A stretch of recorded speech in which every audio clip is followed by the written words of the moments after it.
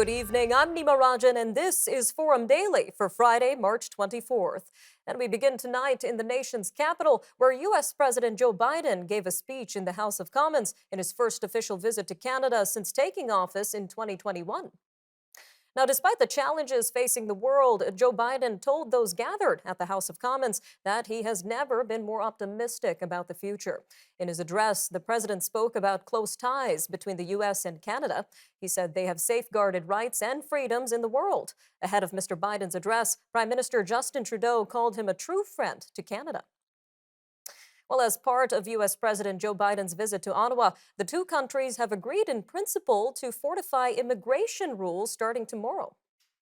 Current rules allow either country to turn back asylum seekers from outside the U.S. or Canada who tried to make a claim at an official entry point. But that has led to a spike in people slipping across the border in order to claim asylum in Canada. And thus, Canada pushed for the change, which would also extend to unofficial border crossings such as Roxham Road in Quebec. Meanwhile, the New Democrats intend to keep pushing for a public inquiry over rising concerns about foreign interference in Canadian elections. But leader Jagmeet Singh says his party is not willing to trigger a federal election over the issue. The Conservatives and Bloc Québécois also voted with the New Democrats to pass the non-binding motion, which urges the government to launch a public inquiry into reports of Chinese meddling. The Liberal government has not ruled out a public inquiry. Concerns are rising in the food service industry as the federal beverage alcohol duty is set to increase 6.3% on April 1st. It is the biggest jump in more than 40 years. The restaurant industry is warning the tax hike could force some bars and restaurants out of business. Now, this comes after enduring lockdowns, labor shortages, supply chain issues, and soaring costs for just about everything. Restaurants Canada says it would cost the food service industry about $750 million a year.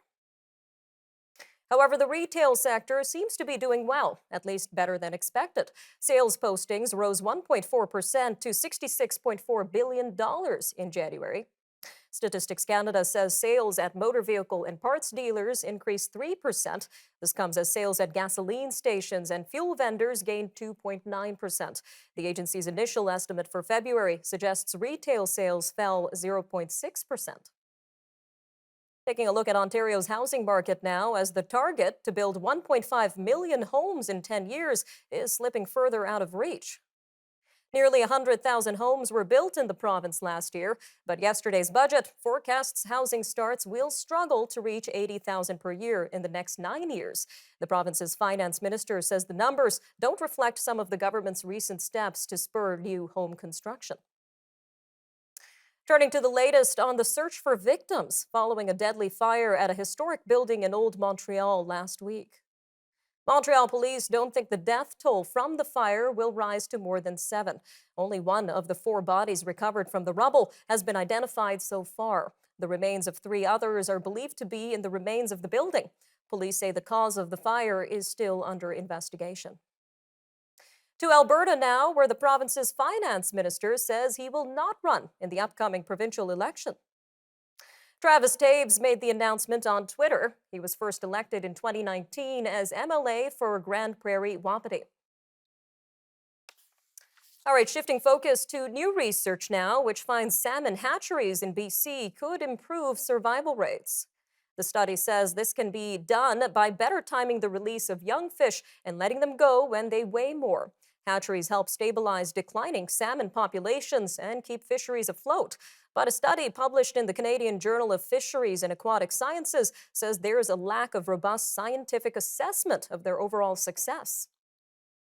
New Health Canada regulations will make it easier for people with allergies to identify what's in some cosmetics products. The new rules give the industry 2 years to start providing labels. They would list 24 fragrance allergens that can cause reactions. Now, this would align Canada's regulations with the European Union, which has listed the allergens on labels since 2005.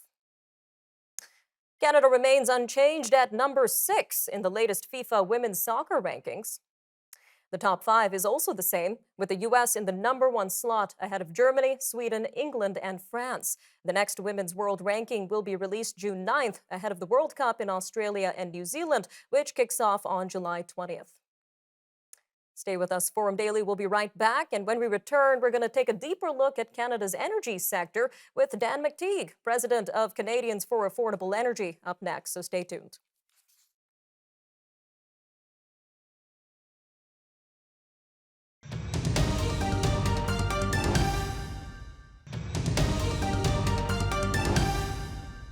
Welcome back. Up now, we have Forum Daily's Energy Update with Dan McTeague, president of Canadians for Affordable Energy. Take it away, Dan.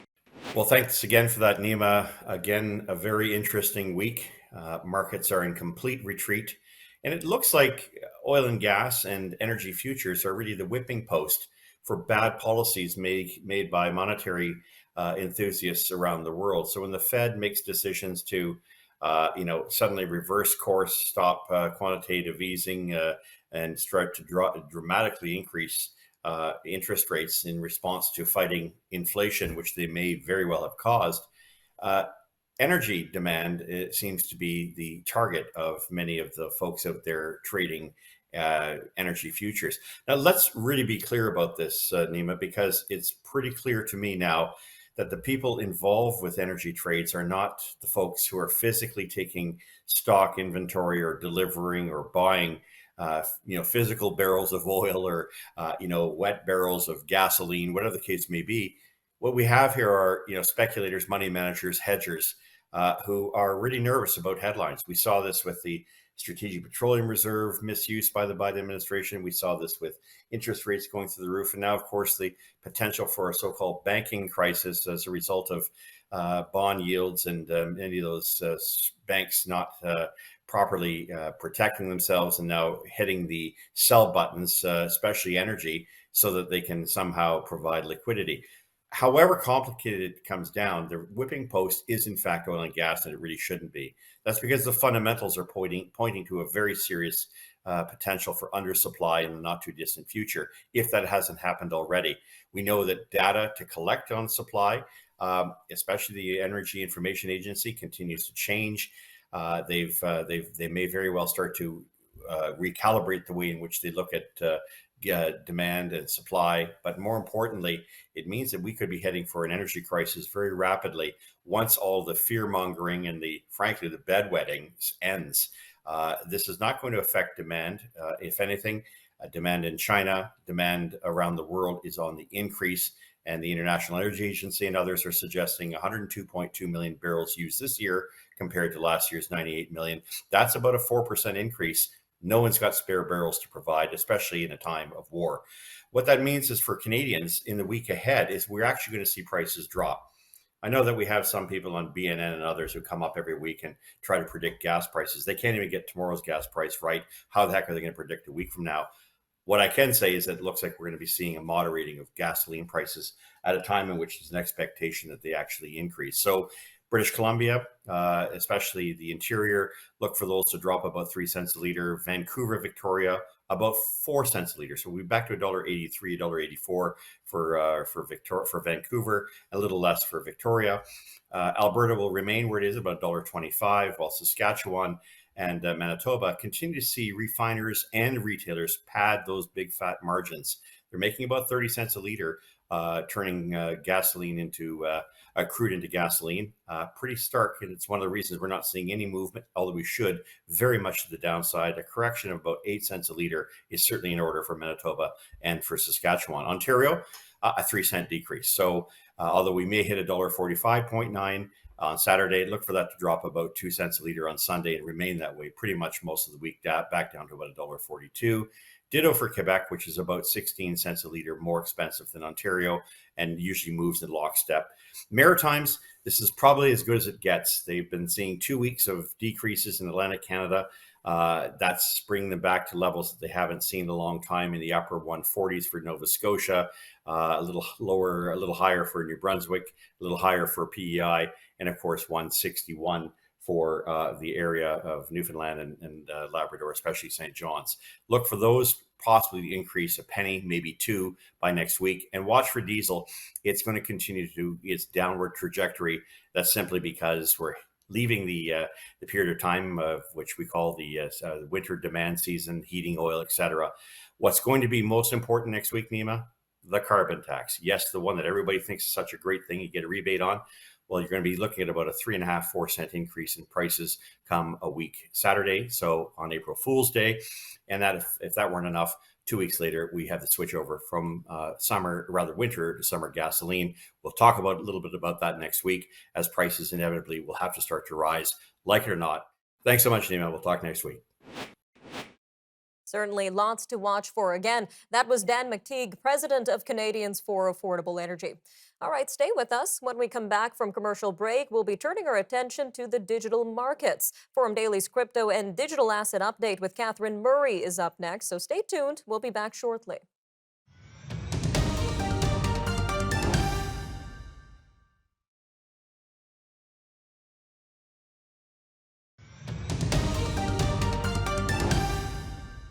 All right, welcome back. It's time for a look at the world of crypto with Forum Daily's crypto and digital asset update with Catherine Murray, host of The Buck Stops Here. All yours, Catherine. Thanks, Nima. Hello, everyone, and welcome to your weekly crypto and digital asset update. I am Catherine Murray. Well, we are seeing cryptocurrencies somewhat flat today, slightly higher as it relates to Bitcoin, but in general, we've seen a massive rally in cryptocurrencies since the failure of SVB, Silicon Valley Bank. Why is that? Just to recap, it's important to understand the fundamentals here. One of the key reasons, of course, is given the fact that deposits are not insured above $250,000. That gives a lot of investors and owners of cash reasons to reconsider owning cryptocurrencies, and Bitcoin, of course, is the leader or the dominant player in that. And that is because it's not controlled by a central bank or governments. So that's one of the key reasons why we've seen this massive rally in cryptocurrencies. The other, of course, has to do with the stresses in the financial system, given the fact that there are concerns that it's not just SVB in terms of having unrealized losses, significant unrealized losses on their balance sheet. There are other banks as well. Some of the numbers I've heard are about 186 banks that have significant unrealized losses. And there's the view that perhaps the US Federal Reserve will have to continue to help out these banks. People are saying it's not a bailout, but it certainly is a backstop. How do they do that? Well, they probably have to print money, or they probably have to ease off on raising rates. And that is what we saw this week with respect to the US Federal Reserve, raising rates by 25 basis points, but really somewhat dovish in their commentary. So in other words, we could see lower for longer as it relates to the interest rate environment. What does that do? It basically devalues your money or your purchasing power. Again, another key reason as to why investors want to continue to look at owning or continuing to buy cryptocurrencies. Bottom line, what we've seen is Bitcoin, for one, is up by 12% week over week and up 70% on a year-to-date basis. Cryptocurrencies in total are now just above $1 trillion, so a significant recouping of some of the losses we saw in 2022 following the FTX collapse. And Bitcoin itself is trading with a $28,000 handle on it. So again, a huge move higher as it relates to Bitcoin and cryptocurrencies. I would also, though, just point out that today specifically, it certainly does feel like a bit of a risk-off day. So when you see that happen, you might start to see cryptocurrencies, as I said, just kind of trade flat to maybe down. And the risk-off mood today is really driven by concern in the European banking system. So that aside, some of the headlines that we're also keeping our eyes on today, Circle USDC stablecoin, their redemptions are up to the tune of about $6 billion. Circle had $3.2 billion within SVB, even though they're recouping that money because it has been backstopped by the US Federal Reserve. You are still seeing redemptions within the company as a whole. Also interesting to note, NASDAQ is expecting to launch a crypto custody service by the end of second quarter. So again, you're still seeing some significant movement by big players into the space. According to Ledger Insights, Microsoft is testing a crypto wallet in its Edge browser. So no extension would in fact be needed to be installed. The goal here is really to make crypto much more user-friendly, having it built into the system and built-in security features. So again, NASDAQ, Microsoft moving into the space, or continuing to move into the space. Also interesting, and this is according to Ledger Insights, UAE, United Arab Emirates, their central bank is partnering with a tech company called R3 for their central bank digital currency. So you've heard me use this term before, CBDC. Get used to hearing it because you're hearing a lot of central banks moving into this space, creating their own digital currency. Why are they doing this? Why is UAE doing this? United Arab Emirates. They have a massive migrant workforce, and if they have a digital currency, a central bank digital currency, they believe more financial inclusion, they can support a cashless society, and also it gives optionality in terms of payment infrastructure. Away from that, as we look at the rules and regulations within the space, the SEC or not the SEC, but authorities in Montenegro have said that they have arrested an individual believed to be Do Kwon, who's the founder of the collapsed company Terraform Labs and Terra Luna. According to local police there, they have arrested somebody using fake ID. And this individual Kwon, has been charged by U.S. authorities with respect to the collapse of the company. We'll leave it there, Nima. Back to you. All right, thanks for that, Catherine. Tune in to Catherine Murray on The Buck Stops Here, Sundays at 9 a.m. Eastern, only on the News Forum Network. Stay with us. We have news from around the world up next, so stay tuned. We'll be right back.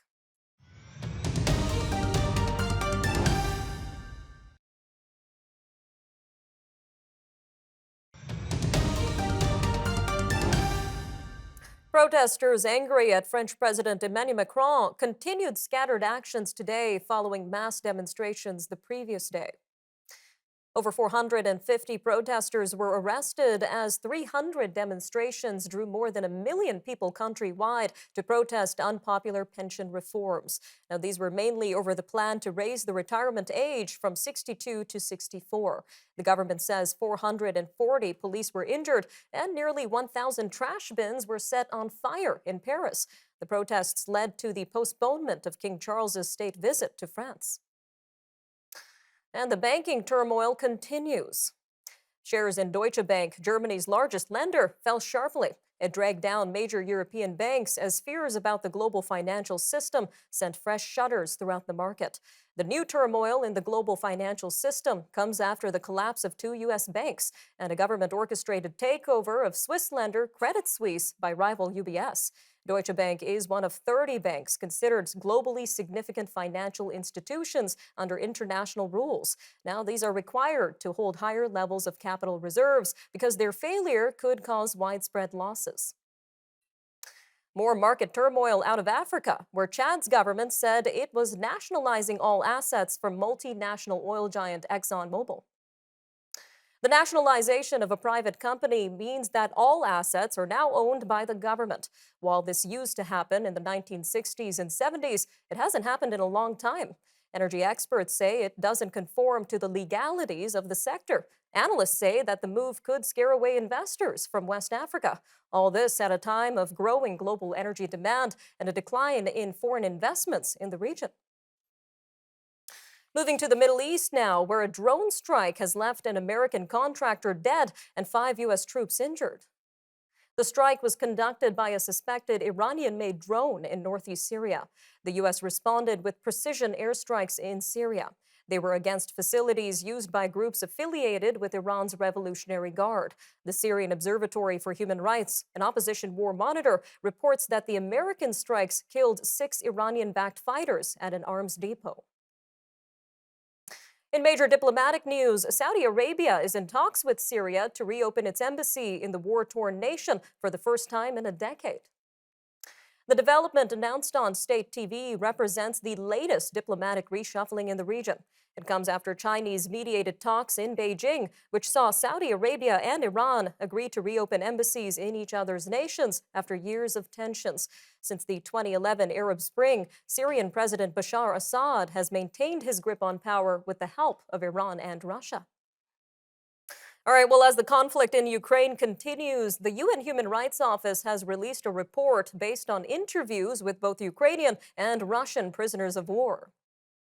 It documents dozens of summary killings by both sides. This, as well as the use of torture, human shields, and other abuses against POWs that could amount to war crimes. The head of the UN monitoring mission says her team is deeply concerned about the summary execution of up to 25 Russian prisoners of war and persons ordered into combat by Ukrainian armed forces.